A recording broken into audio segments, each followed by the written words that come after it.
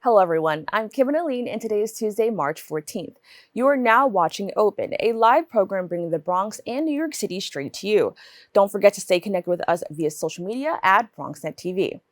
After nearly 3 years, Black Lives Matter protesters may finally see justice. The city of New York settled a lawsuit agreeing to pay millions of dollars to protesters after NYPD officers abused them at a Black Lives Matter rally in 2020.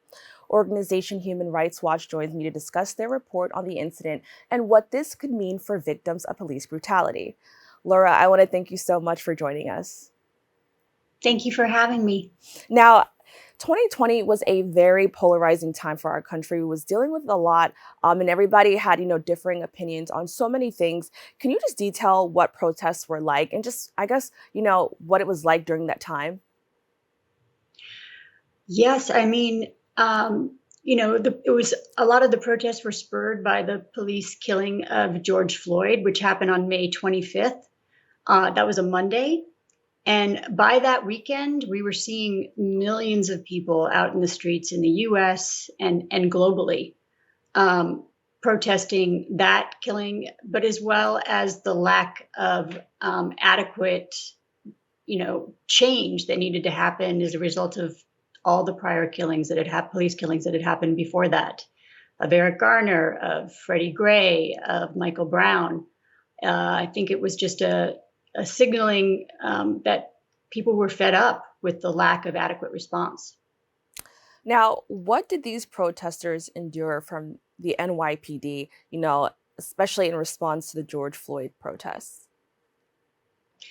So this was, we looked at a lot of different police responses around the country, and in deciding to do this report, you analyzed a lot of videos that had been collected, and this one stood out to us as one of the most egregious incidents. About 10 minutes before the curfew, the New York Police Department basically surrounded a group of peaceful protesters in the Bronx using a tactic called Kettling, and blocked them in. They weren't able to even disperse, and held them like that for a long period of time until after the curfew. And then, just moved in on them and arrested them unprovoked and without warning, wielding batons, beating people from car tops, shoving them to the ground, firing pepper spray. In the end, hundreds of people were arrested. And it included medical responders, legal observers, and peaceful protesters.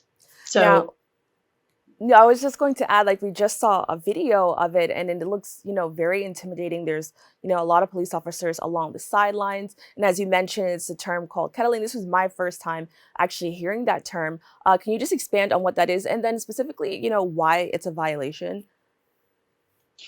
yeah, so, kettling is a police tactic that's used to often control demonstrations or protests, but it's supposed to only be used when there's an actual threat of violence or imminent violence, which was not the case here. This was an entirely peaceful protest. The NYPD tried to justify the use of this aggressive tactic later on, but those claims were debunked, and were false. It was really just an attempt after the fact to justify their actions.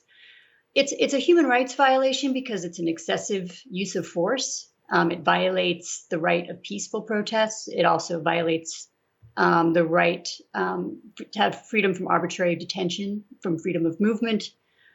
So in this case, it was an excessive, disproportionate use of force against demonstrators, legal observers, medics, and bystanders.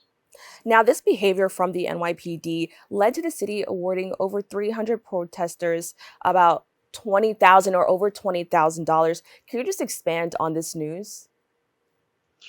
Yeah, so, Human Rights Watch, we aren't litigators in the case. We really just documented the abuse, and did interview many of the people who were part of the lawsuit. And our lawsuit is cited our report is cited in the lawsuit.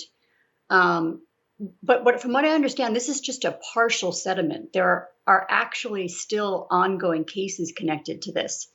And it does provide some relief. to the people who were abused in this incident. But I wouldn't call it accountability. There's certainly a lot more that needs to be done.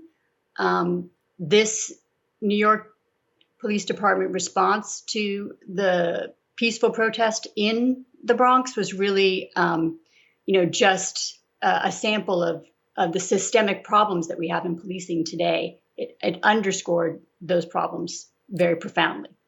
But the settlement isn't, I wouldn't say, accountability. There's still a lot more that needs to be done.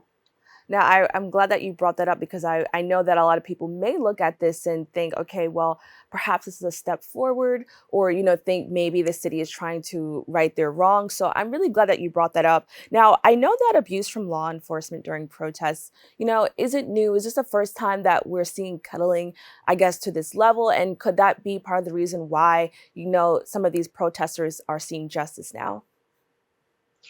I would really caution against using justice here. Okay. It shouldn't have happened in the first place. Right. And, they're receiving, after having fought through litigation for many years now, they're finally receiving some compensation for what they went through. But really, many of the protesters continue to demand real systemic change, which, means a reduction in the use of law enforcement to respond to, to respond to protests, and also, a scaling back of the use of police to solve societal problems, basically.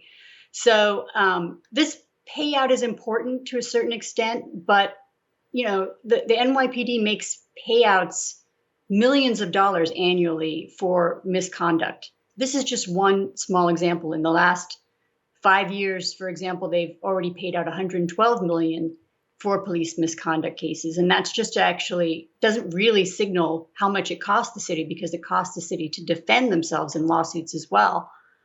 In a similar incident in response to 2004 protests around the Republican National Convention, they paid out $18 million.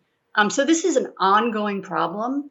And there's still a lot more that needs to be done before we're able to call this justice or accountability.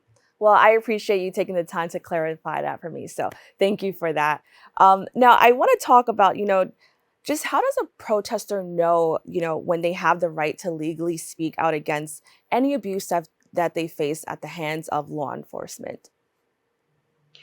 I think they know. I mean, they certainly knew in this case because they were, beaten. They received lacerations. Some had broken noses. One lost a tooth because they were punched in the face by a police officer. Sprained shoulder, broken finger, black eyes, nerve damage. These were some of the injuries that resulted from this. So I think people know when, use of force is overly aggressive. And this was certainly one of those times. And have you ever found that anybody maybe perhaps felt intimidated to step forward? Or has it been the opposite, I guess, in your experience? Yeah, no, I think absolutely. I mean, the police are an intimidating force, and it does feel daunting sometimes to try to, get the injuries or get the problems that people have encountered with the police addressed. There are organizations that will represent you in your cases. There are lawyers who will take on your cases. The Bronx Defenders, the Legal Aid Society, the New York Civil Liberties Union. They're all have continuing lawsuits against the city for police abuse, and there were legal observers at this protest through the National Lawyers Guild who also helped and worked to represent people in these cases. So there is an outlet for you to bring a claim. There's also the Civilian Complaint Review Board, which is an oversight body of the NYPD. People can go file their complaints there. But, the CCRB, it's called, the Civilian Complaint Review Board, does not have a lot of power. I mean, that's one of the problems with accountability in policing today, is that they can only make recommendations to the NYPD for the kinds of disciplinary actions that need to be undertaken or charges that need to be filed. they can't actually take the action themselves, and they don't have any subpoena power over, law enforcement officers. So it's an inadequate system for police accountability in the NYPD and in this country more generally. Now, can you quickly just tell us a little bit more about your organization and the work that you do to highlight these types of stories?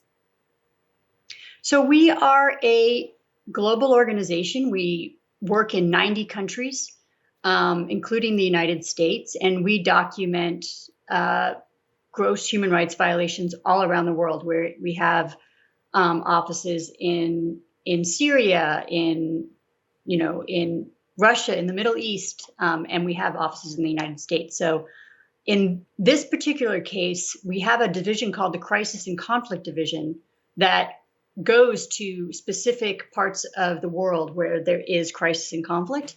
They had never worked in the US before. This particular, the global protest and the police response to the global protest, but they supported our work in the US program to help us produce this report in this instance because of what was happening in this country. Well, Laura, I want to thank you so much for joining us to discuss this really important topic. Thank you for having me. To stay up to date with the Human Rights Watch, please go to their website at www.hrw.org or follow them on social media. We'll be right back.